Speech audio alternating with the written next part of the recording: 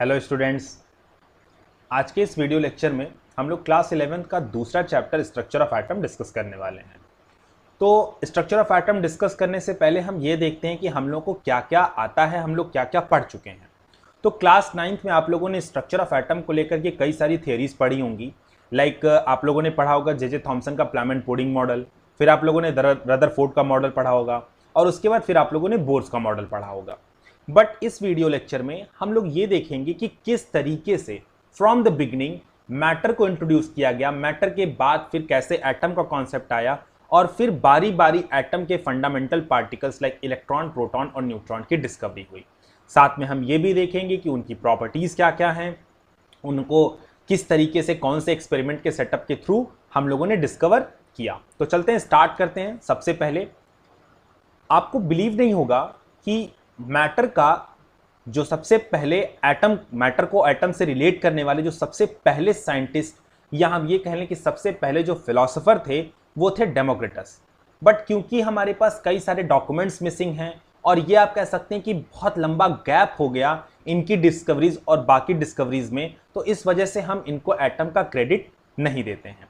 But matter जो होता है वो एक एटम से मेडअप होता है, या कह सकते हैं कि हम जो एटम्स होते हैं वो धीरे धीरे मिल करके मैटर का फॉर्मेशन करते हैं। ये एक्सप्लेन करने वाले या इंट्रोड्यूस करने वाले जो सबसे पहले साइंटिस्ट थे वो थे डेमोक्रिटस, और इन्होंने इस बात को 400 BC के अराउंड ही कह दिया था। लेकिन क्योंकि वही हमने बताया, क्योंकि हमारे पास बहुत सारे डॉक्यूमेंट्स नहीं है, इस वजह से हम इनको क्रेडिट नहीं देते। और अबाउट 2000 ईयर्स के बाद हमारे पास जॉन डाल्टन आए जिन्होंने मैटर और एटम को रिलेट करने की कोशिश की। तो सबसे पहले तो हम ये कहते हैं कि आखिर मैटर होता क्या है, हम इसको समझने की कोशिश करते हैं। तो भाई क्लास 9th में भी आप लोगों ने पढ़ा होगा कि जो मैटर है, मैटर की डिफिनीशन कुछ इस तरह से हम कह सकते हैं कि that anything which occupy space and have mass is called as matter. मतलब ऐसी कोई भी चीज जिसके पास खुद का अपना मास है और वो हमारे एनवायरनमेंट में स्पेस ऑक्यूपाई करता है, दैट विल बी मैटर। अब बात आती है कि ये जो मैटर है ये किन चीजों से मिलकर बना होता है। भाई मैटर क्या है, हमारे आसपास जितनी भी चीजें रखी हुई हैं लाइक चेयर, हम, आप, लैपटॉप, मोबाइल, ये सब कुछ क्या है, मैटर है। बट आखिर ये भी किन्हीं छोटे छोटे चीजों से मिलकर के ही तो बना होगा। तो आखिर वो जो जिन छोटे छोटे चीजों से मिलकर के बना है वो क्या है। तो जॉन डाल्टन का कहना यही था कि जो मैटर है वो छोटे छोटे चीजों से मिलकर के बना हुआ है, और उस छोटे छोटे चीजों को हम क्या नाम देंगे, एटम नाम देंगे। और इस एटम को एक्सप्लेन करने के लिए, इसकी डिटेल नॉलेज देने के लिए इन्होंने अपने कुछ पोस्टुलेट्स रखे, और उनके पोस्टुलेट्स कुछ इस तरीके से थे। लाइक जो सबसे पहला पॉइंट था इनका, like all matter is made up of very tiny particle called as atom. मतलब मैटर जो होते हैं वो बहुत छोटे छोटे वेरी टाइनी पार्टिकल से मिलकर के बने होते हैं, और इन्हीं को हम क्या कहते हैं, एटम कहते हैं। आपको डायग्राम में भी दिखाई दे रहा होगा कि अगर ये हमारा एक बड़ा सा मैटर का ब्लॉक है तो ये कई सारे ऐसे छोटे छोटे पार्टिकल से मिलकर के बना होगा, और ये जो कई सारे छोटे छोटे पार्टिकल्स हैं इसी में से सारे पार्टिकल्स को हम क्या नाम देंगे, एटम देंगे। और ये इनफाइनाइट नंबर में क्या होते हैं, एक तरह से इकट्ठा होकर के मैटर का फॉर्मेशन करते हैं। इसके बाद की अगर हम पॉइंट देखें तो हम ये कहेंगे कि डाल्टन ने कुछ इस तरीके से भी एक्सप्लेन किया कि जो ये एटम है ये फर्दर डिविजिबल नहीं है। मतलब एटम को हम फिर से तोड़ करके और छोटे छोटे पार्टिकल्स नहीं बना सकते, जबकि मैटर का जो सबसे छोटा पार्ट है वही क्या है, एटम है। दूसरी चीज हम क्या कहेंगे, इनका कहना यह भी था कि एटम जो होता है ना ही इसे बनाया जा सकता है और ना ही इसे तोड़ा या नष्ट किया जा सकता है। Means atom can neither be created and nor be destroyed. ठीक है ना। और ये क्या होता है, सिर्फ एक केमिकल रिएक्शन में अपने फॉर्म को चेंज करता है। फॉर्म को चेंज करने का मतलब ये कि अपना ये कंपोजिशन चेंज कर सकता है, बट एटम जो है वो ऐसा ही रहेगा जैसा वो पहले था। अब अगर हम बात करें इनके चौथे पॉइंट की, तो इनका कहना यह था कि अगर कोई एक मैटर है, भाई इनका एक मैटर कोई भी एक एलिमेंट ले लो, लाइक हमने सल्फर ले लिया, लाइक हमने कार्बन ले लिया, तो कार्बन का हमने इतना बड़ा ब्लॉक ले लिया। तो अब अगर हम कार्बन का ब्लॉक लेंगे तो ऑब्वियस सी बात है कि वो हमारे एनवायरनमेंट में कुछ ना कुछ स्पेस ऑक्यूपाई करेगा, और साथ में उसके पास कुछ ना कुछ मास होगा। तो हम कह सकते हैं कि ये कार्बन का जो ब्लॉक है ये क्या है, मैटर है। अब ये जो कार्बन का ब्लॉक मतलब कि मैटर है, ये बहुत छोटे छोटे पार्टिकल से मिलकर बना होगा, मतलब कार्बन के पार्टिकल से मिलकर बना होगा, और उस कार्बन के पार्टिकल को हम क्या बोलेंगे, एटम बोलेंगे। अब यहां पर जो इनफाइनाइट एटम्स मिलकर के कार्बन के ब्लॉक को बना रहे हैं, अकॉर्डिंग टू डाल्टन ये सारे के सारे पार्टिकल जो होंगे वो आइडेंटिकल नेचर के होंगे। लाइक एक पार्टिकल का जो मास होगा वही दूसरे वाले पार्टिकल का मास होगा, एक पार्टिकल की जो केमिकल प्रॉपर्टी होगी वही दूसरे वाले पार्टिकल की भी क्या होगी, केमिकल प्रॉपर्टी होगी। मतलब सेम मैटर के जो पार्टिकल्स हैं वो क्या होते हैं, आइडेंटिकल होते हैं एज पर डाल्टन। ठीक है, इसके बाद की अगर हम बात करेंगे तो हम ये कहेंगे कि जो एटम्स होते हैं ये डिफरेंट मैटर की अगर हम बात करें तो उनके डिफरेंट मैसेज भी होते हैं। लाइक अगर हमने बात की कि भाई कार्बन एक ब्लॉक है और एक सल्फर का ब्लॉक है, तो कार्बन का ब्लॉक और सल्फर का ब्लॉक दोनों बहुत छोटे पार्टिकल से मिलकर के बने होंगे। तो एक जो इसका कार्बन के ब्लॉक का पार्टिकल होगा उसको हम कार्बन का एटम बोलेंगे, जो सल्फर के ब्लॉक का पार्टिकल होगा उसको हम सल्फर का एटम बोलेंगे। तो कार्बन के जितने एटम्स होंगे वो सब तो आइडेंटिकल हैं, सल्फर के जो जितने भी एटम्स होंगे वो भी क्या है, आइडेंटिकल हैं। लेकिन कार्बन और सल्फर के जो दोनों डिफरेंट एटम है, तो क्योंकि ये दो डिफरेंट मैटर्स के दो डिफरेंट एटम है, दैट्स वाई इनका जो मास होगा वो क्या होगा, डिफरेंट होगा। मतलब सेम मैटर का जो पार्टिकल होता है वो तो आइडेंटिकल होता है, बट डिफरेंट मैटर के जो पार्टिकल्स होते हैं वो हर चीज में आइडेंटिकल नहीं होंगे, उनका मास क्या हो सकता है, डिफरेंट हो सकता है, और उनकी केमिकल प्रॉपर्टी भी क्या हो सकती है, डिफरेंट हो सकती है। ये क्या कहना था, ये भी डाल्टन का कहना था। साथ में हमको एक लास्ट पॉइंट जो इनका था वो क्या था कि atom of different element combine in small whole number ratio to form compound. मतलब ये जो एटम्स होते हैं अलग अलग एलिमेंट्स के, या हम कह सकते हैं अलग अलग मैटर के जो सबसे स्मॉलेस्ट पार्टिकल एटम्स हैं, ये दोनों आपस में कुछ नंबर्स में कंबाइन करके एक डिफरेंट कंपाउंड का फॉर्मेशन करते हैं। इसका एक छोटा सा एग्जांपल हम लेकर के समझते हैं। लाइक हमने फिर से एक कार्बन का ब्लॉक ले लिया, तो कार्बन के ब्लॉक का जो सबसे छोटा वाला पार्टिकल होगा वो होगा कार्बन का एटम। हमने एक सल्फर का ब्लॉक ले लिया और सल्फर के ब्लॉक का जो सबसे छोटा वाला पार्टिकल होगा वो होगा सल्फर का एटम। अब ये कार्बन और ये सल्फर का एटम एक फिक्स प्रोपोर्शन में रिएक्ट करके एक नया कंपाउंड बना सकते हैं, CS2 कार्बन डाइसल्फाइड। और ये जो कार्बन डाइसल्फाइड बनाया है उसमें कार्बन का भी एटम होगा और सल्फर का भी एटम होगा, और ये सब मिलकर के एक डिफरेंट कंपाउंड बना लेंगे। ठीक है ना, हम उसको एटम नहीं बोलेंगे, हम उसको क्या बोलेंगे, कंपाउंड बोलेंगे, या फिर हम उसको मॉलिक्यूल बोलेंगे। लाइक एक मॉलिक्यूल में कई सारे एटम्स भी होते हैं, ये आपको क्लास 9th में ही पता चल गया था। तो कुल मिलाकर के हम ये कह सकते हैं अभी तक डाल्टन के अकॉर्डिंग जो मैटर होता है वो कई सारे छोटे छोटे पार्टिकल से मिलकर बना होता है, और उन्हीं पार्टिकल्स को हम क्या कहते हैं, एटम कहते हैं, और उनकी जो प्रॉपर्टीज हैं वो कुछ आपको पोस्टुलेट्स में स्क्रीन पर दिखाई दे रही होगी। तो अब अगर हम बात करें कि भाई हमको ये तो पता चल गया कि मैटर जो है वो छोटे छोटे पार्टिकल एटम से मिलकर के बना है। अब एटम को फिर से फर्दर किस तरीके से देखा गया कि इलेक्ट्रॉन क्या होता है, प्रोटॉन क्या होता है, न्यूट्रॉन क्या होता है। पर इसके बीच में दो बहुत इंटरेस्टिंग थियरीज आई। जो सबसे पहली थियरी थी वो थी हमारी इलेक्ट्रिक नेचर ऑफ मैटर, जो कि माइकल फैराडे ने इंट्रोड्यूस की थी। अभी तक हम लोग ये तो समझ गए हैं कि जो मैटर होता है वो छोटे छोटे पार्टिकल्स एटम से मिलकर बना होता है, पर एटम की बहुत सारी प्रॉपर्टीज अभी तक हम नहीं जानते थे। तो 1830 में, याद रखिएगा 1808 में मैटर का इंट्रोडक्शन हुआ था, जिसमें हम लोगों ने ये बताया कि भाई एटम से वो मिलकर के बना होता है। 1808 के लगभग 22 साल के बाद हम ये जान पाए कि जो मैटर होता है उसके अंदर इलेक्ट्रिकल प्रॉपर्टी भी होती है, और ये किसने एक्सप्लेन किया, माइकल फैराडे ने। इन्होंने कुछ, आपके स्क्रीन पर एक सेटअप दिख रहा होगा, कुछ इलेक्ट्रोलिसिस जैसा सेटअप है ये। इन्होंने एक DC current like negative and positive का एक इलेक्ट्रोड क्या किया, इंसर्ट किया किसी एक सॉल्वेंट में, और साथ में इन्होंने क्या डाल दिया, कोई एक मैटर लाइक NaCl। NaCl भी तो एक मैटर है, सॉल्ट है। हमने जब सॉल्ट को उसके अंदर डाला तो हमने देखा कि ये जो इलेक्ट्रिसिटी है ये थ्रू इलेक्ट्रोलाइट भी क्या हो जा रही है, पास हो जा रही है। तो अगर इलेक्ट्रोलाइट के थ्रू इलेक्ट्रिसिटी पास हो सकती है तो इसका मतलब इलेक्ट्रिसिटी तो केवल कब पास होती है, जब चार्जेस होते हैं। इसका मतलब ये चीज तो डैम श्योर क्लियर हो गया कि इलेक्ट्रोलाइट भी क्या है, चार्जेस से मिलकर के बना हो सकता है, और इलेक्ट्रोलाइट अगर मैटर था तो मैटर भी चार्ज पार्टिकल की तरह से बिहेव कर सकते हैं। तो ये जो सबसे पहला थियरी आया माइकल फैराडे का 1830 में, ये इंट्रोड्यूस किया कि जो मैटर होते हैं ये चार्ज पार्टिकल भी हो सकते हैं, या मैटर चार्ज भी कंसिस्ट करते हैं। लेकिन अभी यहां पर मैटर आ रहा है, और यहां पर जो भी चार्ज का या हम कह सकते हैं करंट का कंडक्शन हो रहा है वो थ्रू ए इलेक्ट्रोलाइट हो रहा है।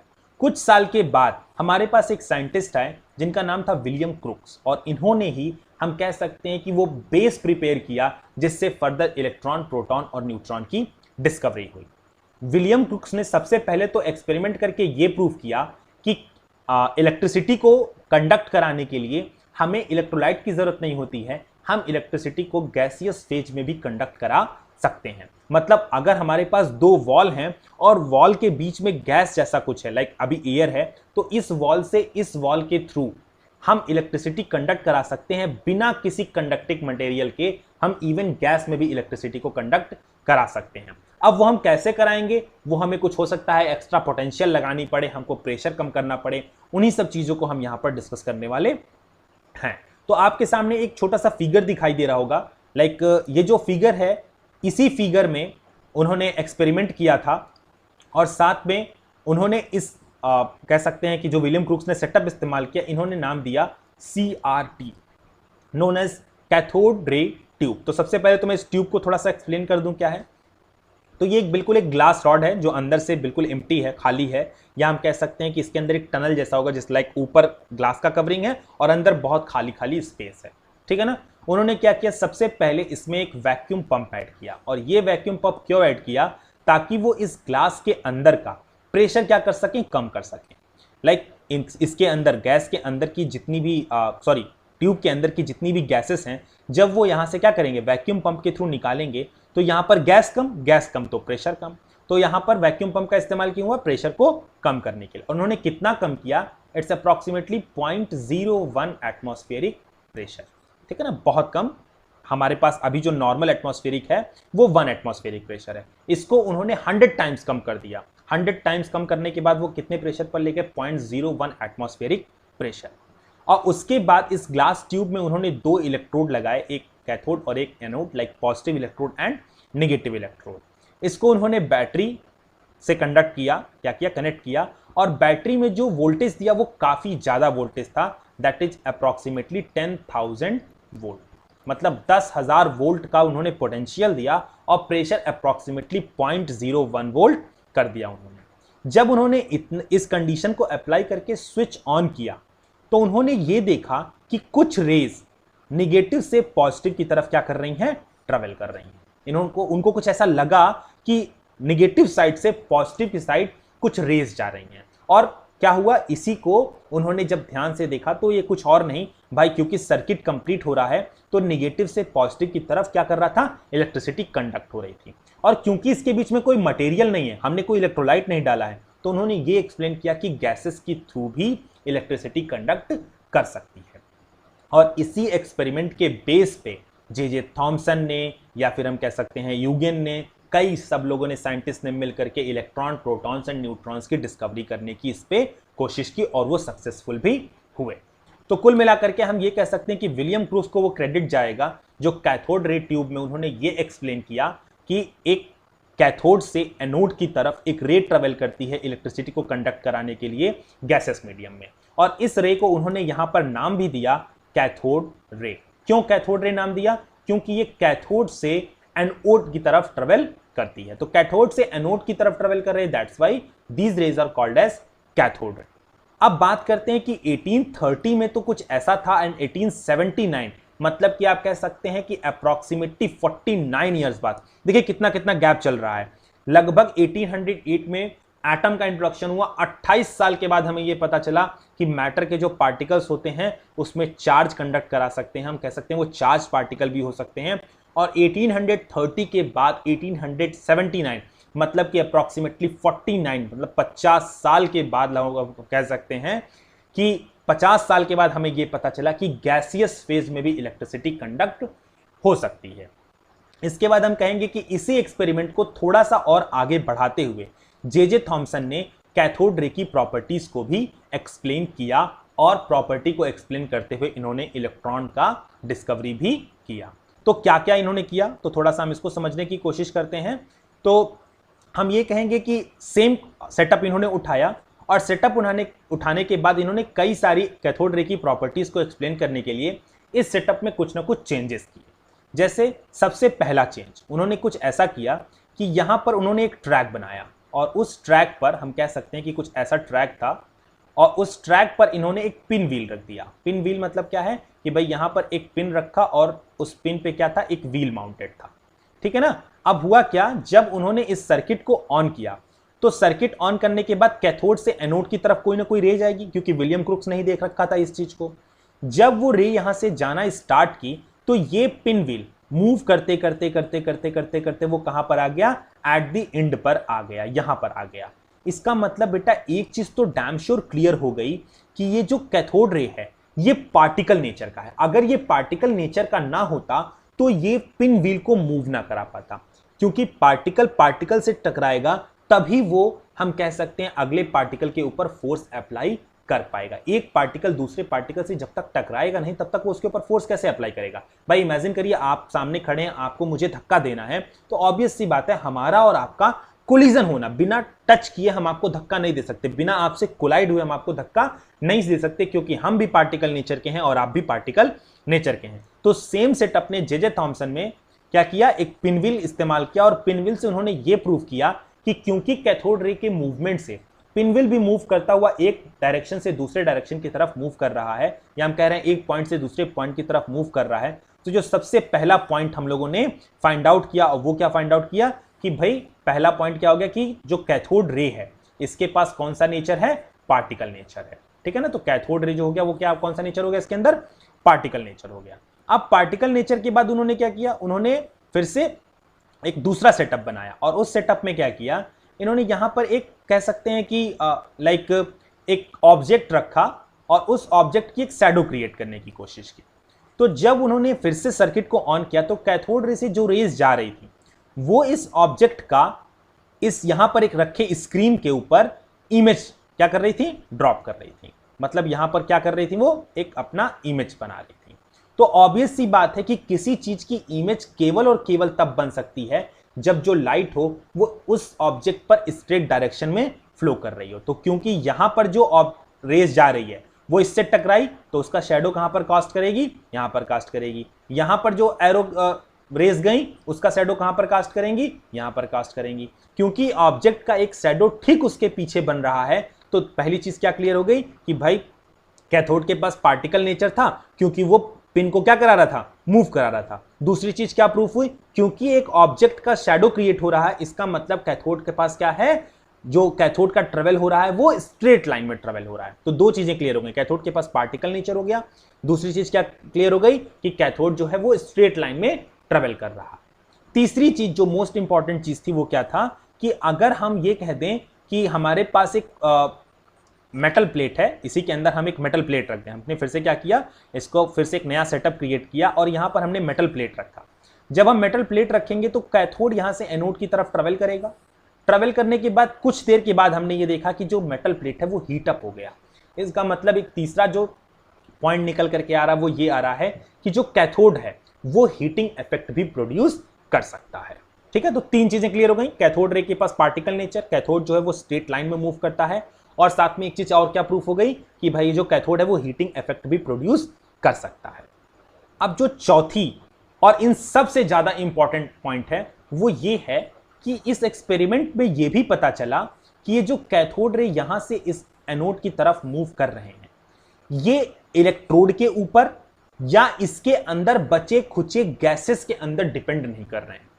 ध्यान से समझिएगा, इलेक्ट्रोड हम चेंज कर रहे हैं तो कैथोड रे पर कोई फर्क नहीं आ रहा। जैसा कैथोड रे पहले था वैसा ही कैथोड रे अभी भी है। इसको हम कुछ इस तरीके से कह सकते हैं, लाइक अगर हमने इस साइड हमने एक स्क्रीन लगा दी और इस स्क्रीन के ऊपर जिंक सल्फाइड की हमने क्या कर दी, कोटिंग कर दी। हमने यहां पर जिंक सल्फाइड की कोटिंग कर दी। अभी जिंक सल्फाइड क्या करेगा, जिंक सल्फाइड के ऊपर जब कभी भी कैथोड रे जाकर के टकराएगा तो इसके ऊपर स्पार्क जनरेट होगा। ये चीज जे थॉमसन ने कुछ क्रिएट किया, सेटअप क्रिएट किया।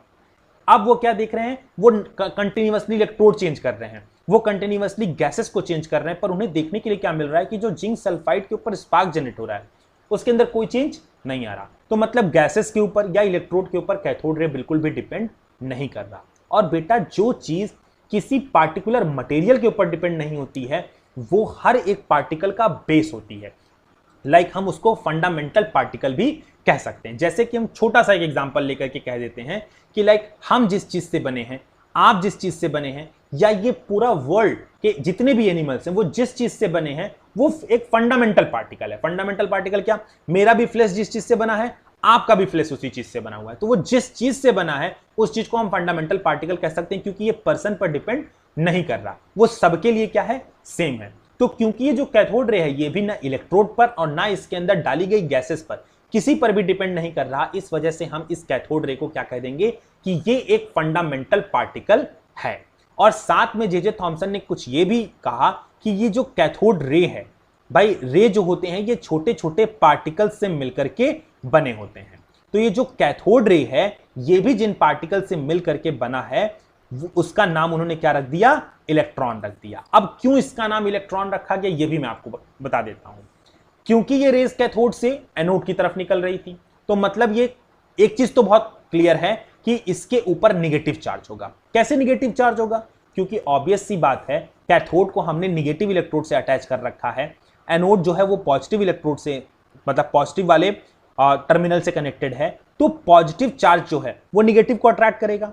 पॉजिटिव कभी मूव नहीं करता, तो जो निगेटिव इलेक्ट्रोड के ऊपर इलेक्ट्रॉन्स आकर के डिपॉजिट हुए थे वो एक अट्रैक्शन फोर्स फील करने के बाद क्या कर रहे हैं, कैथोड से एनोड की तरफ मूव कर जा रहे हैं। तो क्योंकि ये कैथोड से एनोड की तरफ मूव कर रहे हैं, इसका मतलब इनके ऊपर निगेटिव चार्ज होगा, और इसी को बाद में उन्होंने क्या कहा, इलेक्ट्रॉन कहा। ये जो हमने अभी अभी एक टर्म यूज किया ना कि इलेक्ट्रोड के ऊपर इलेक्ट्रॉन्स डिपॉजिट होंगे, ये तब जे थॉमसन को या फिर विलियम क्रूक्स को बिल्कुल नहीं पता था। उन्हें ये नहीं पता था कि ये इलेक्ट्रॉन क्या चीज है, उनको बस ये पता था कि हाँ कोई चीज ऐसी होगी जो इलेक्ट्रॉन के ऊपर डिपॉजिट होगी, और कोई चीज ऐसी होगी जो इलेक्ट्रोड के ऊपर डिपॉजिट होगी, और जो पॉजिटिव वाला इलेक्ट्रोड है जब वो अट्रैक्ट कर रहा है तो वो चीज निगेटिव वाले इलेक्ट्रोड से पॉजिटिव वाले इलेक्ट्रोड की तरफ मूव कर रही है। और क्योंकि वो निगेटिवली चार्ज है तो सबसे पहले उसका नाम तो दिया गया नेगाट्रॉन, लेकिन फिर बाद में यही नेगाट्रॉन चल करके आगे क्या बन गया, इलेक्ट्रॉन। इसका नाम हम लोगों ने नेगाट्रॉन से बदल करके क्या रख दिया, इलेक्ट्रॉन रख दिया।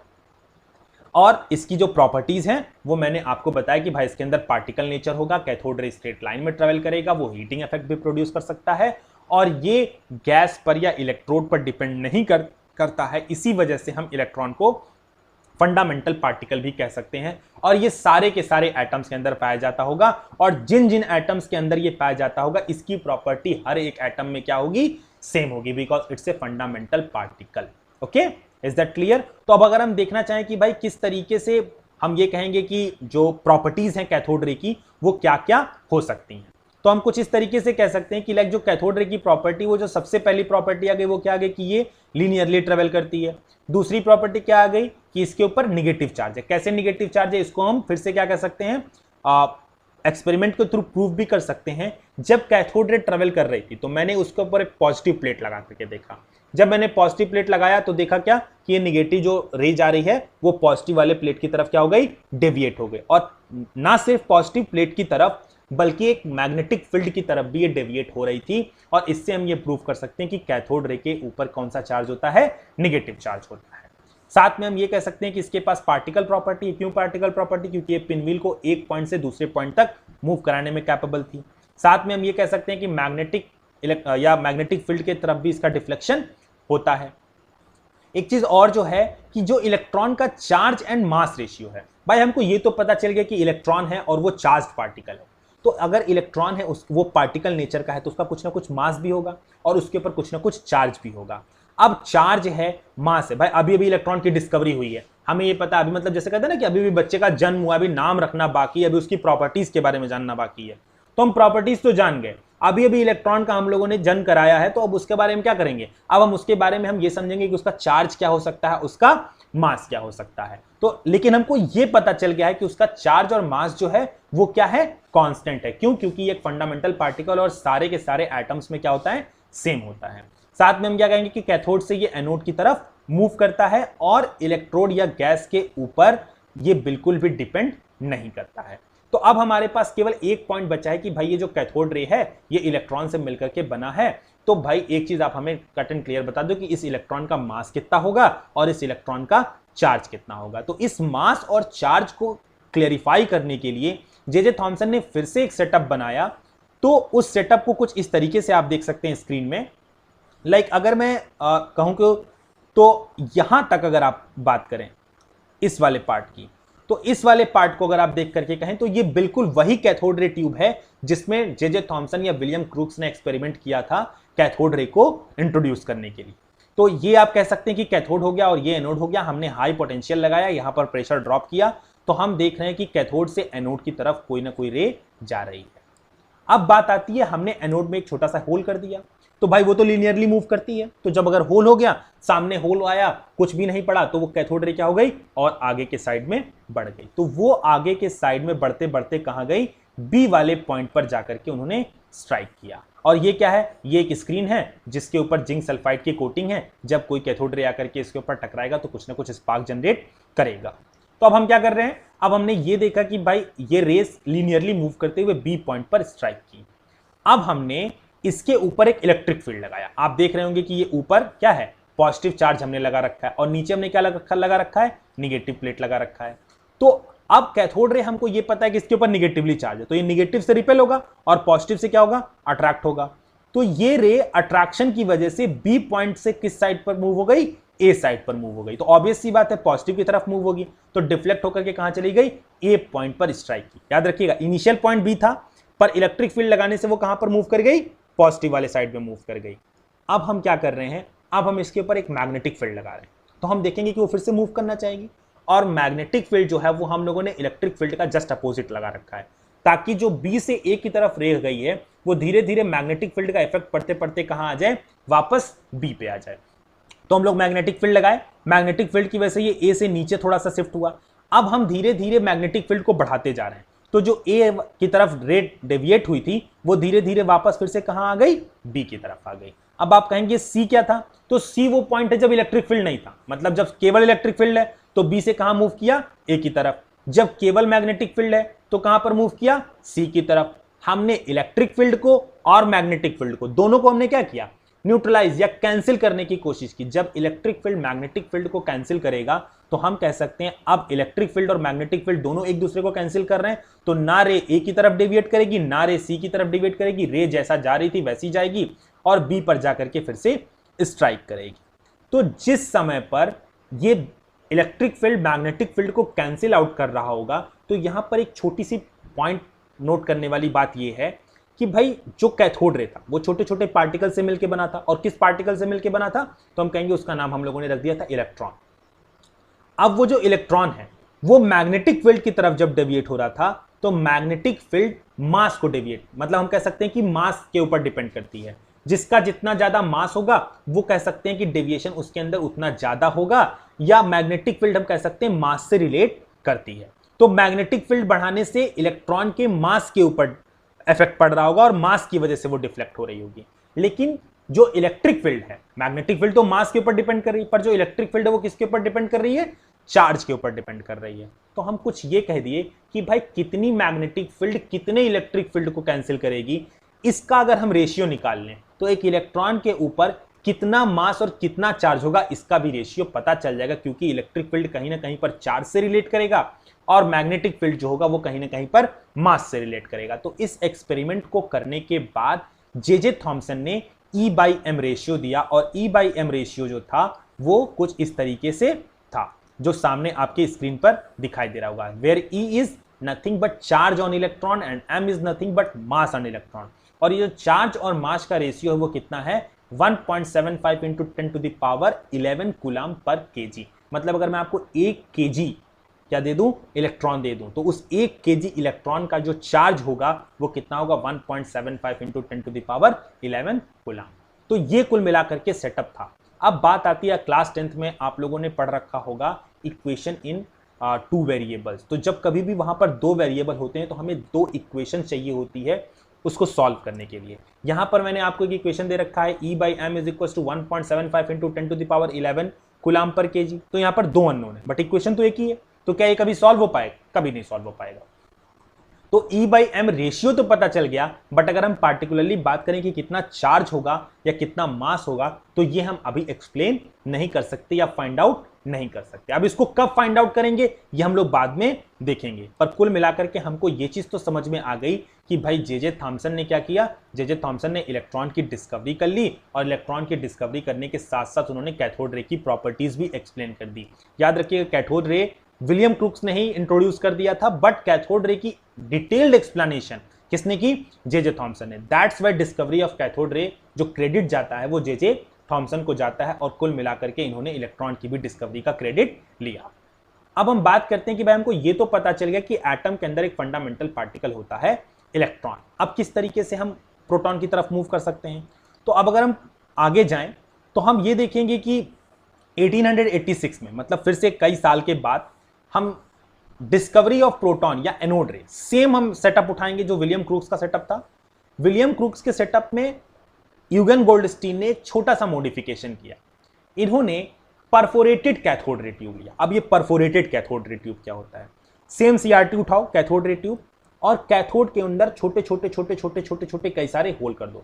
याद रखना कैथोड के ऊपर किया है। कैथोड किससे कनेक्टेड था? निगेटिव टर्मिनल से कनेक्टेड था। मतलब कैथोड से एनोड की तरफ एक रे जा रही थी जिसको जे थॉमसन ने कैथोड रे कहा था, और उन्होंने एनोड के अंदर होल करके कैथोड रे को पास करा करके E/m रेशियो निकाला था। तो उस समय पर उन्होंने होल किसमें किया था? एनोड रे में। अब यहां पर यूगेन गोल्डस्टीन जो है ये एनोड में होल ना करके कैथोड में क्या कर रहे हैं? होल कर रहे हैं। और ये जो कैथोड में छोटे छोटे होल किए हैं इसी को हम लोग बोलेंगे परफोरेटेड कैथोड रे ट्यूब। मतलब अगर मैं कभी आपको बोलूंगा कैथोड रे ट्यूब तो सिंपल 2 इलेक्ट्रोड ले लो, एक को निगेटिव से कनेक्ट कर दिया, एक को पॉजिटिव से। निगेटिव वाला कैथोड हो गया, पॉजिटिव वाला क्या हो गया?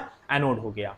अगर हमने निगेटिव वाले कैथोड में छोटे छोटे होल्स कर दिए तो हम बोलेंगे परफोरेटेड कैथोड रे ट्यूब। तो यहां पर आपको दिख रहा होगा कि जो निगेटिव वाला इलेक्ट्रोड है इसके अंदर हमने क्या कर रखा है? छोटा छोटा होल कर रखा है। तो भाई देखो यहां पर होल है, यहां पर होल है, यहां पर होल है, ये कई सारे क्या है? होल है। अब हम पिछले एक्सपेरिमेंट्स में ये देख रहे थे कि कुछ रे निगेटिव से पॉजिटिव की तरफ जा रही हैं। तो देखो ये बिल्कुल यहां पर जा रही हैं। जितनी भी रेज हैं इनको हमने क्या कर रखा है? कैथोड रे का नाम दे रखा है। तो ये सारी की सारी कहां जा रही हैं? पॉजिटिव की तरफ जा रही हैं। बट इन्होंने क्या किया? यूगेन गोल्डस्टीन ने जहां पर कैथोड था उस कैथोड के पीछे इन्होंने क्या किया? फिर से एक जिंक सल्फाइड की कोटिंग की और एक स्क्रीन प्रिपेयर किया ताकि ये देख सके कि क्या ऐसा है कि इसके पीछे भी कोई रेस जा रही है। तो इन्होंने कैथोड रे में अंदर जब होल किया तो इन्होंने ऐसा देखा कि कुछ रेस ऐसी थी जो एनोड से कैथोड की तरफ भी मूव कर रही थी, और वो इस होल के थ्रू जाते हुए जिंक सल्फाइड पर जब स्ट्राइक कर रही थी तो वो क्या कर रही थी? स्पार्क प्रोड्यूस कर रही थी। तो अगर ये स्पार्क प्रोड्यूस कर रही है मतलब एक चीज तो डैम श्योर क्लियर हो गया कि एनोड से कैथोड रे की तरफ भी एनोड से कैथोड की तरफ भी एक रे मूव करती है। और इसका नाम देने के लिए कुछ इन्होंने एक तरीका इस्तेमाल किया, क्योंकि ये परफोरेटेड मतलब कि जो कैथोड के अंदर छोटे छोटे कैनाल्स हैं, होल्स हैं, वहां से ये रेस पास कर रही हैं। That's why these rays are called as canal ray और एनोड रे। कैनाल ने का भी नाम इन्होंने एनोड रे, दोनों हम रे कह सकते हैं, क्योंकि कैथोड के होल से पास कर रही है दैट्स व्हाई कैनाल, क्योंकि ये एनोड की तरफ से कैथोड की तरफ जा रही हैं दैट्स व्हाई एनोड रे। यहां पर याद रखिएगा एक चीज, छोटे छोटे पॉइंट भी मैं आपको बताने की कोशिश कर रहा हूं। जब हम लोगों ने कैथोड रे की डिस्कवरी की तो वहां पर बहुत क्लियरली हमने कह दिया था कि कैथोड रे जो होती हैं ये छोटे छोटे पार्टिकल से मिलकर के बनी होती हैं जिसको हम बोलते हैं इलेक्ट्रॉन। बट यहां पर अगर हम एनोड रे की बात करेंगे तो हम एनोड रे में ऐसा नहीं कह रहे हैं कि एनोड रे भी छोटे छोटे पार्टिकल से मिलकर के बनी होती हैं जिसको हम बोल देंगे प्रोटॉन। बिल्कुल नहीं, ऐसा बिल्कुल भी हम नहीं करेंगे। प्रोटॉन की डिस्कवरी हम लोग देखेंगे कि बहुत आगे रदरफोर्ड ने एक एक्सपेरिमेंट में थ्रू किया था, लेकिन अब वो क्यों वहां पर किया था इसका अगर आपको चीज समझना है या इसके पीछे का बिहाइंड का थियरी समझना है तो वो हम कुछ इस तरीके से कह सकते हैं कि भाई चलते हैं एक एग्जाम्पल ले लेते हैं, और एग्जाम्पल कुछ ऐसा है, लाइक इमेजिन कर लेते हैं कि एक ब्लॉक है। अब इस ब्लॉक में से इलेक्ट्रॉन निकल गया, छोटा सा एग्जाम्पल ले लिया। तो अगर ब्लॉक में से इलेक्ट्रॉन निकला तो हम ये कहेंगे कि एक आ गया इलेक्ट्रॉन, और इस यहां से निगेटिव चार्ज निकलने की वजह से ब्लॉक पर क्या आ गया? Positive charge. मैं एक छोटा सा एग्जाम्पल इसलिए बता रहा हूं क्योंकि क्लास 9th में आपको यह भी पता था कि इलेक्ट्रॉन क्या होता है और प्रोटॉन क्या होता है। मैं आपको यह बता रहा हूं कि उस समय पर थियरी में क्या चल रहा होगा जब यूगेन गोल्डस्टीन ने एक्सपेरिमेंट किया। तब उनको यह नहीं पता था कि इलेक्ट्रॉन, तो यह पता था कि इलेक्ट्रॉन क्या होता है, बट उनको यह नहीं पता था कि प्रोटॉन क्या होता है। वो प्रोटॉन की ही डिस्कवरी करने की कोशिश कर रहे थे बट वो कर नहीं पाए, और वो बाद में किसने की वो हम आगे भी डिस्कस अभी करेंगे। तो हम आपको एक एग्जांपल से इस तरीके से समझा रहे हैं क्योंकि आप प्रोटॉन के बारे में जानते हैं, तो आपको बार बार दिमाग में ये हिट कर रहा होगा कि भाई ये पॉजिटिव प्रोटॉन कहां चला गया। तो हम ये कहते हैं चलो कंसीडर कर लेते हैं कि हमारे पास एक ब्लॉक है और उस ब्लॉक में से एक इलेक्ट्रॉन निकल गया। मैं इलेक्ट्रॉन क्यों निकाल रहा हूं? क्योंकि हमें पता है कि इलेक्ट्रॉन की डिस्कवरी अब क्या हो चुकी है? हो चुकी है। तो भाई अगर हम यहां से इलेक्ट्रॉन निकाल रहे हैं तो इलेक्ट्रॉन निकालने के बाद ब्लॉक के ऊपर क्या आएगा? Positive charge. याद रखिएगा पूरे ब्लॉक के ऊपर हम पॉजिटिव चार्ज कह रहे हैं, मतलब एक फंडामेंटल पार्टिकल निगेटिव निकलने की वजह से पूरे ब्लॉक के ऊपर क्या है? Positive charge. क्यों पॉजिटिव? क्योंकि ये ब्लॉक तो पूरा क्या था? एज ए होल न्यूट्रल था। न्यूट्रल में से निगेटिव निकला तो क्या था? ब्लॉक के ऊपर पॉजिटिव चार्ज आ गया। और अगर हम इसको दूसरे तरीके से समझें कि अगर एक ब्लॉक है और उसमें से एक इलेक्ट्रॉन था, मतलब एक ब्लॉक न्यूट्रल है, तो ऐसा भी तो हो सकता है कि उसके अंदर एक पॉजिटिव भी था और उसके अंदर एक निगेटिव भी था, ऐसा भी हम कह सकते हैं। इसके अंदर से निगेटिव निकल गया तो अब यहां पर ब्लॉक के अंदर केवल क्या बचा, पॉजिटिव बचा। तो सिंपल सा कॉन्सेप्ट हम आपको यह समझाना चाह रहे हैं कि ब्लॉक के अंदर पॉजिटिव है या ब्लॉक में से इलेक्ट्रॉन निकलने के बाद ब्लॉक पॉजिटिव है, इस चीज में यूगेन गोल्डस्टीन क्लैरिफाई नहीं कर रहे थे। उन्होंने सिर्फ इतना बताया कि एनोड से कैथोड की तरफ एक रे जा रही है जो एनोड रे है। एक चीज तो क्लियर हो गई। तो भाई एनोड रे क्लियर हुआ, बट एनोड रे का पार्टिकल जो है वो प्रोटॉन है, अभी ये क्लेरिफाई नहीं है। छोटा सा कंफ्यूजन होगा जो अभी आपको थोड़ी देर आगे क्लियर हो जाएगा बार बार, क्योंकि और मैं आपको ये भी बता दूं, ये सिर्फ कंफ्यूजन आपको इसलिए हो रहा होगा क्योंकि आपके दिमाग में बहुत पहले से ही क्या है, इलेक्ट्रॉन और प्रोटॉन की थ्योरी क्लास 9th में ही फिट कर दी गई। तो सिंपल सा आप कॉन्सेप्ट कुछ ऐसे समझ सकते हैं, डाल्टन आए, डाल्टन ने एटम को इंट्रोड्यूस किया। उसके बाद एटम की हम लोगों ने इलेक्ट्रिकल प्रॉपर्टी एक नॉर्मल मटेरियल में और एक गैसेस के थ्रू दो साइंटिस्ट से जानने की कोशिश की। सबसे पहले माइकल फैराडे और फिर दूसरे आए विलियम क्रूक्स। विलियम क्रूक्स के सेटअप को उठा करके जे थॉमसन ने और अच्छे से एक्सप्लेन किया और उस पार्टिकल्स को नाम दिया कैथोड रे, और कैथोड रे के पार्टिकल्स को इलेक्ट्रॉन बता दिया। अब एक एटम के अंदर इलेक्ट्रॉन होता है, ये चीज तो क्लियर हो गई है भाई। एटम के अंदर निगेटिव चार्ज होता है, ये चीज तो क्लियर हो गई। निगेटिव निकलने के बाद जो बचा पार्ट है वो पॉजिटिव हो। अब हम यहां पर सिंपल कह दे रहे हैं, एक एटम था उसके अंदर से निगेटिव निकला, दैट्स वाई जो बचा वाला पार्ट है वो पूरा पार्ट क्या हो गया, पॉजिटिव। अब उसके अंदर पॉजिटिव है या नहीं है ये हमको अभी जानने की जरूरत नहीं है, वो हम आगे देखेंगे कि वो क्या है। ठीक है, तो कुल मिलाकर के हमने ये कह दिया कि भाई ये एनोड से कैथोड की तरफ जा रहे हैं, that's why these rays are called as anode ray. ठीक है ना। और इसकी अगर हमको प्रॉपर्टीज जाननी है तो हम कैसे जानेंगे, तो इसकी प्रॉपर्टीज हम कुछ इस तरीके से समझ सकते हैं कि भाई हमारे पास क्या है, ये भी स्ट्रेट लाइन में ट्रेवल करेंगे, ये भी क्या है, पार्टिकल नेचर रखेंगे, क्योंकि जैसे जो भी कैथोड रे की प्रॉपर्टीज थी सेम प्रॉपर्टीज एनोड रे की होंगी। बस यहां पर तीन चीजें डिफर करेंगी। सबसे पहला चीज क्या डिफर करेगा, कैथोड रे का E/m रेशियो क्या होता है, फिक्स होता है, पर एनोड रे का E/m रेशियो फिक्स नहीं होता। पहली चीज डिफर की, कैथोड के ऊपर नेगेटिव चार्ज होता है, बट एनोड के ऊपर क्या होता है, पॉजिटिव चार्ज होता है। दूसरी चीज, और तीसरी चीज जो डिफर करेगी वो ये डिफर करेगी कि जो आपका क्या कहते हैं कैथोड रे था वो पार्टिकल के ऊपर डिपेंड नहीं कर रहा था, इलेक्ट्रोड कैसा है या गैस कैसा है उसके ऊपर डिपेंड नहीं कर रहा था, बट जो एनोड है वो इलेक्ट्रोड के ऊपर डिपेंड करेगा, या हम साथ में कह सकते हैं गैस के ऊपर भी डिपेंड करेगा। ठीक है, तो एनोड रे और कैथोड रे तीन चीजों में डिफर करते हैं, बाकी सारी चीजों में वो सेम रहते हैं। पहली चीज में वो किसमें डिफर की, मैं फिर से एक बार रिवाइज कर दे रहा हूं। पहली चीज, एक निगेटिवली चार्ज है तो दूसरा पॉजिटिवली चार्ज है।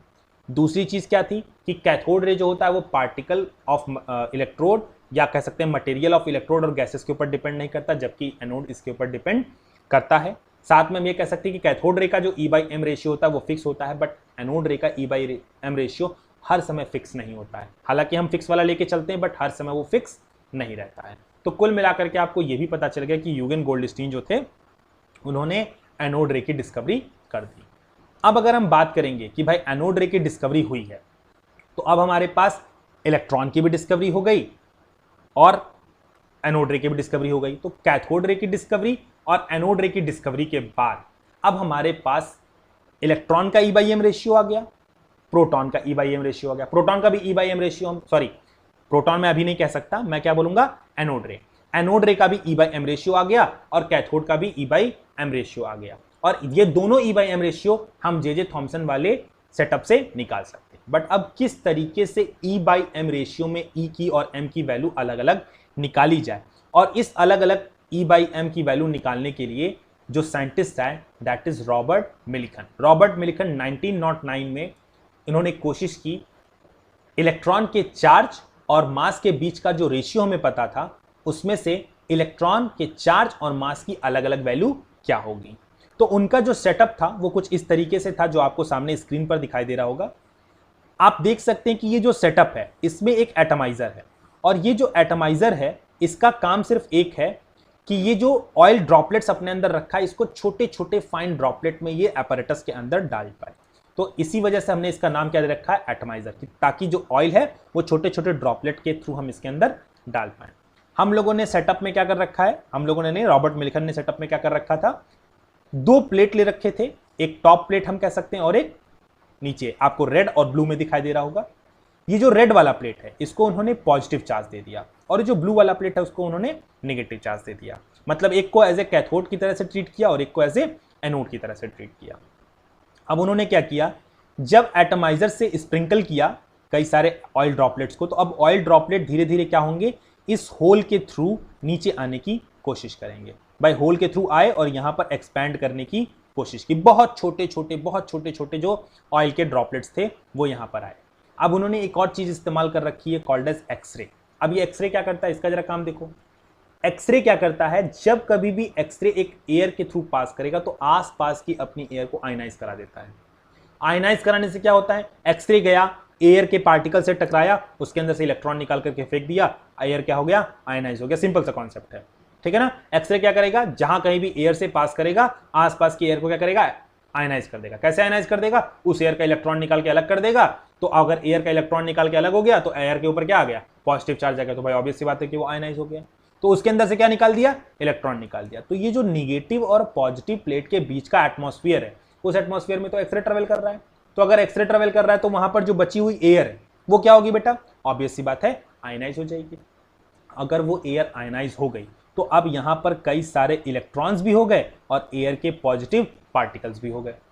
तो अब ये जो इलेक्ट्रॉन है ये क्या कर रहे होंगे, मूव कर रहे होंगे। और ऊपर से गिर कौन रहा है, ऑयल के ड्रॉपलेट्स। तो हम ये कह सकते हैं कि जो ऑयल के ड्रॉपलेट हैं यहां पर बड़े बड़े, उनके ऊपर क्या होगा, ये इलेक्ट्रॉन जाकर के चिपक जाएगा।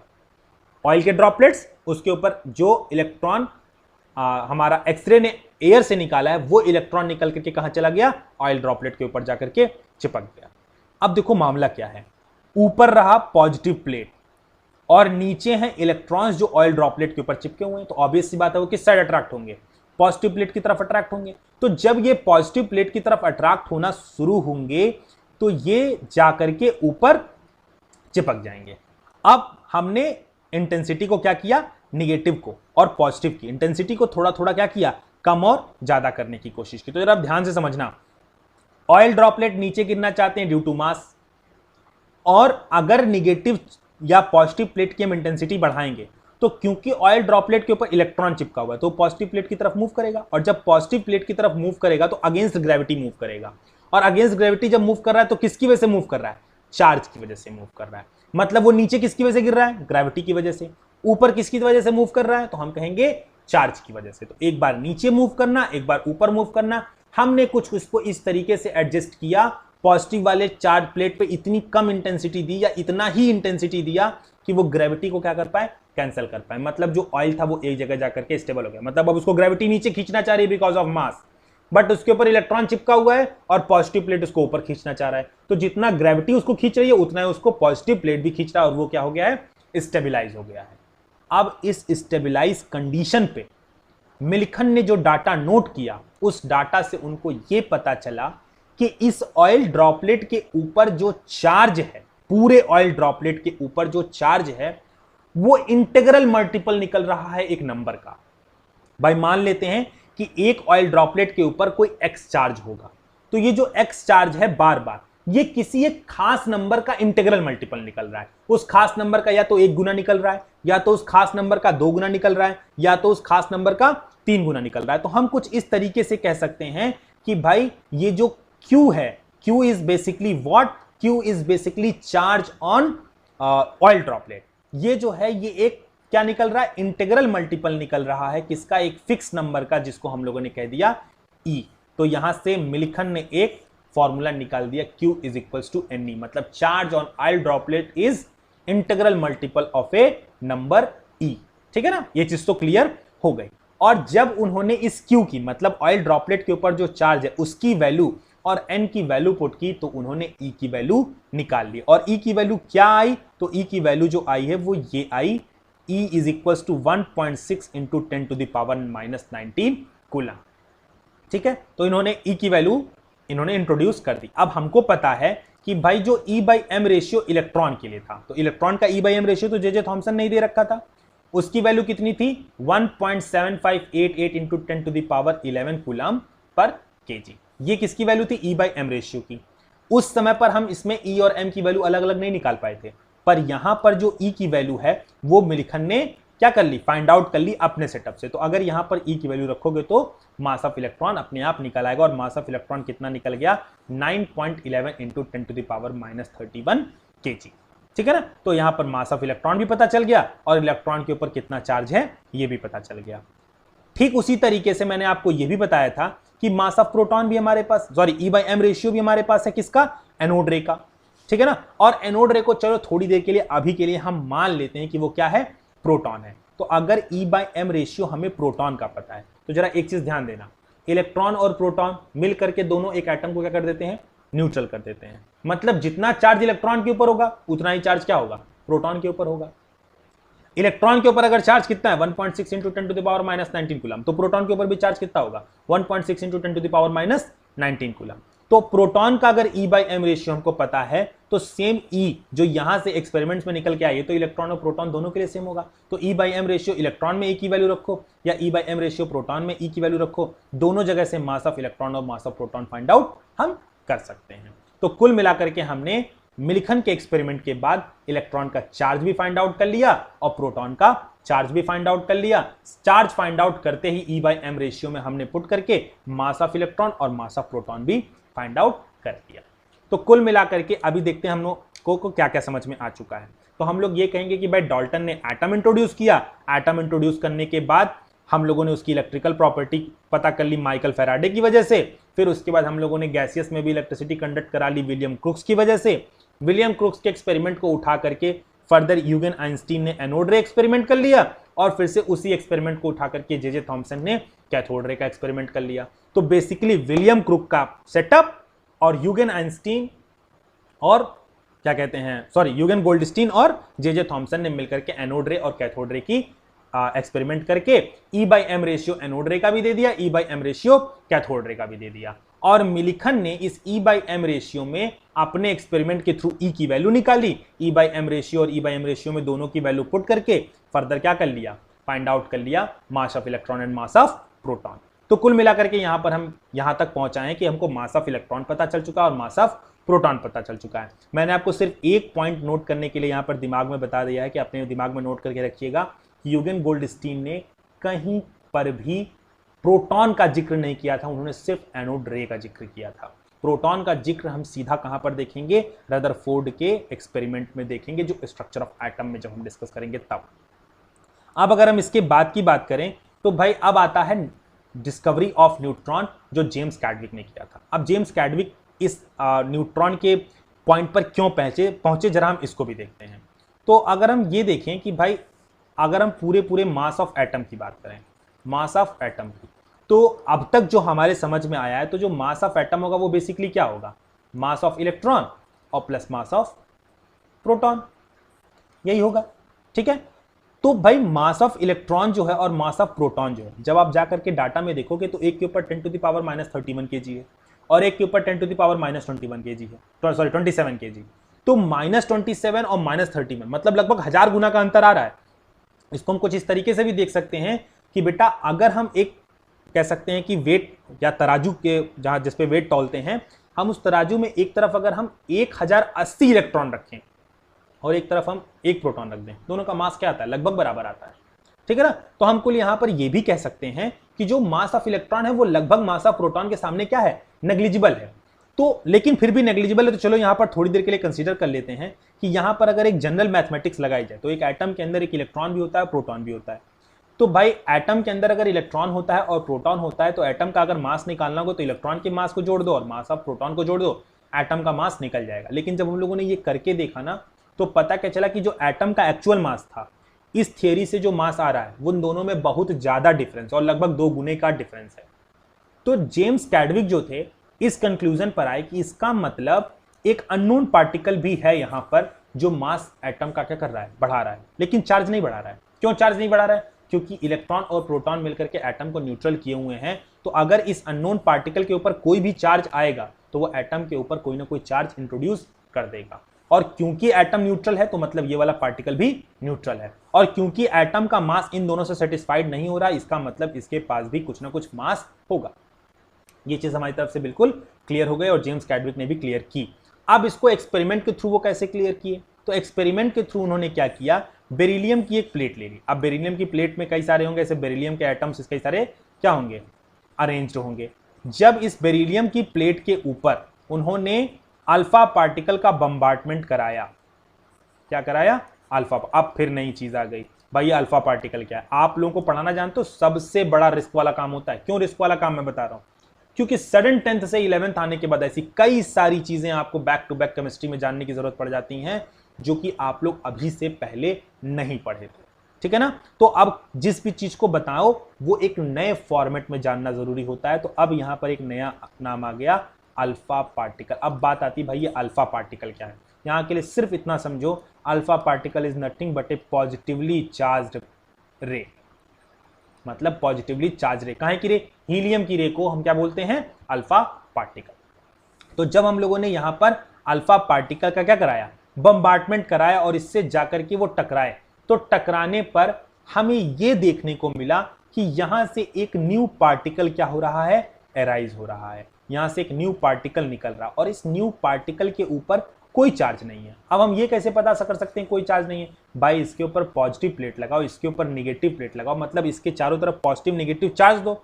अगर ये डिफ्लेक्ट हो गया तो मतलब इसके ऊपर कोई ना कोई चार्ज होगा, जिसकी तरफ डिफ्लेक्ट होगा उसका अपोजिटिवली चार्ज होगा ये। पर ये अगर किसी की तरफ डिफ्लेक्ट नहीं करेगा, इसका मतलब ये क्या है, न्यूट्रल है।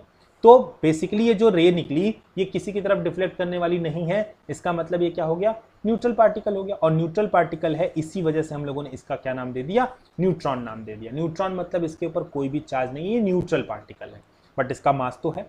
और इसका जो मास है ये approximately equal to mass of proton, मतलब जो मास ऑफ प्रोटॉन होता है उतना ही मास लगभग किसका होता है, मास ऑफ न्यूट्रॉन का होता है। तो हम कुल मिलाकर के ये कह सकते हैं, अब अगर हम नई थियरी लेकर के आए तो हम ये कहेंगे कि भाई जो एटॉमिक मास है, मतलब जो मास ऑफ एटम है, वो क्योंकि इलेक्ट्रॉन का मास नेग्लिजिबल होता है, इलेक्ट्रॉन का इतना मास है कि वो मास ऑफ एटम पे कभी भी फर्क नहीं डालेगा, बहुत कम मास होता है। अब एटॉमिक मास होता क्या है, तो atomic mass is nothing but mass of proton plus mass of neutron, ये हम कह सकते हैं। अब एक नया फॉर्मूला हम लोगों ने डेवलप कर दिया कि एटॉमिक मास क्या हो गया, मास of proton plus mass of neutron, और यहां पर इलेक्ट्रॉन का मास हम तो कुल मिलाकर के मैं उम्मीद रखता हूं कि आप लोगों को इलेक्ट्रॉन, प्रोटॉन और न्यूट्रॉन की डिस्कवरी किस तरीके से हुई ये चीजें क्लियर हो गई होंगी। अब जरा सा हम एक बार टाइमलाइन पे नजर डालें तो टाइमलाइन जो है जिस तरीके से इसकी डिस्कवरी हुई है वो कुछ इस तरीके से हुई है। लाइक सबसे पहले डेमोक्रिटस ने 400 BC में ये बताने की कोशिश की कि मैटर जो होता है वो छोटे छोटे पार्टिकल से मिलकर बना होता है, एटम से। बट क्योंकि हमारे पास साक्ष्य की कमी है, हमारे पास डॉक्यूमेंट्स की कमी है, तो हम इनको क्रेडिट नहीं देते, हम जॉर्ज डाल्टन को क्रेडिट देते हैं। इन्होंने 1808 में ये एक्सप्लेन किया कि भाई मैटर जो होता है वो छोटे छोटे पार्टिकल से मिलकर के बना होता है। 1808 के लगभग कितने साल बाद, 22 साल के बाद हम लोगों ने ये जानने की कोशिश की कि यहां कह सकते हैं कि 22 साल के बाद हमें ये जानने को मिला कि जो मैटर होता है वो इलेक्ट्रिक नेचर भी रखता है। 22 साल के बाद अगर हम देखेंगे तो लगभग 49 साल के बाद, मतलब 49 ईयर्स के गैप पर हमको ये पता चला कि हम गैस के थ्रू भी इलेक्ट्रिसिटी को कंडक्ट करा सकते हैं। उसके बाद फिर हम 1879 में जो विलियम क्रूक का सेटअप था, इसी सेटअप को उठा करके 1886 में, मतलब 79 से अगर हम देखें तो लगभग 6 साल के बाद, 6 नहीं लगभग 7 साल के बाद, 7 साल के बाद हम लोग एनोड रे मतलब कि पॉजिटिव वाली रे पर डिस्कवरी करने के कैपेबल हुए।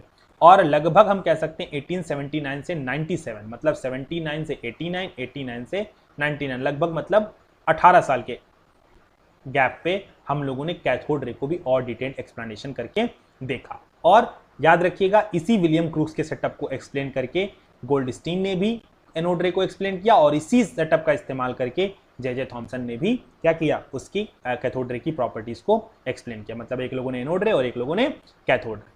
फर्दर जब हम बात करेंगे रॉबर्ट मिल्खन की, तो रॉबर्ट मिल्खन ने क्या किया था, ये जो एनोड रे और कैथोड रे थे इनकी डिस्कवरी के बाद हम क्या करें, हमने ये देखा कि भाई इनका E/m रेशियो आ गया। बट क्योंकि E/m रेशियो एक ऐसी इक्वेशन थी जिसमें 2 अननोन थे और एक इक्वेशन थी, तो वो सॉल्व नहीं हो सकता था।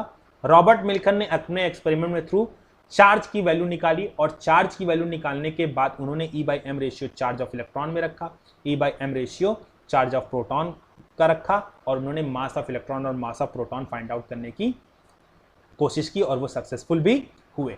साथ में हम ये देखेंगे कि ये जो डिस्कवरी ऑफ न्यूट्रॉन है जेम्स कैडविक ने किया, क्योंकि जो मास ऑफ एटम है ये बैलेंस नहीं हो पा रहा था सिर्फ और सिर्फ प्रोटॉन से, तो उनको कहीं ना कहीं पर ये पता चला कि कोई एक अननोन पार्टिकल है जो कि न्यूट्रल है बट वो मास पर इफेक्ट डाल रहा है। तो कुल मिलाकर के जेम्स कैडविक किसकी डिस्कवरी की है? न्यूट्रॉन की। अब बात ये आती है कि हम लोगों ने ये तो देख लिया कि एटम के अंदर एक इलेक्ट्रॉन और एक पॉजिटिव रे है। अब पॉजिटिव रे कंसिस्ट करती है एक पार्टिकल का प्रोटॉन के, वो हम आगे भी फर्दर डिस्कस करेंगे, पर चलो थोड़ी देर के लिए हम मान लेते हैं कि एक इलेक्ट्रॉन होता है और एक प्रोटॉन होता है। अब इस इलेक्ट्रॉन और इस प्रोटॉन की डिस्कवरी के बाद एक न्यूट्रॉन की डिस्कवरी हुई। अब हमें यह पता करना है कि ये जो एक एटम है उस एटम के अंदर ये कैसे इलेक्ट्रॉन, प्रोटॉन और न्यूट्रॉन जाकर के एक जगह पर सेटल हो रहे हैं, किस तरीके से ये एटम के अंदर क्या है, अरेंज्ड है। अब इस अरेंजमेंट को पढ़ने के लिए हमें इस पूरे चैप्टर को बहुत डिटेल एनालिसिस करनी पड़ेगी और इसमें हमें बहुत टाइम लगना है। बट डोंट टेक टेंशन, हर एक पॉइंट में हर एक छोटा छोटा पॉइंट मैं एक्सप्लेन करने वाला हूं आपको, लेकिन इसके लिए आप हमसे जुड़े रहें। अगले वीडियो में हम लोग फिर मिलते हैं, तब तक के लिए thanks a lot students, bye bye.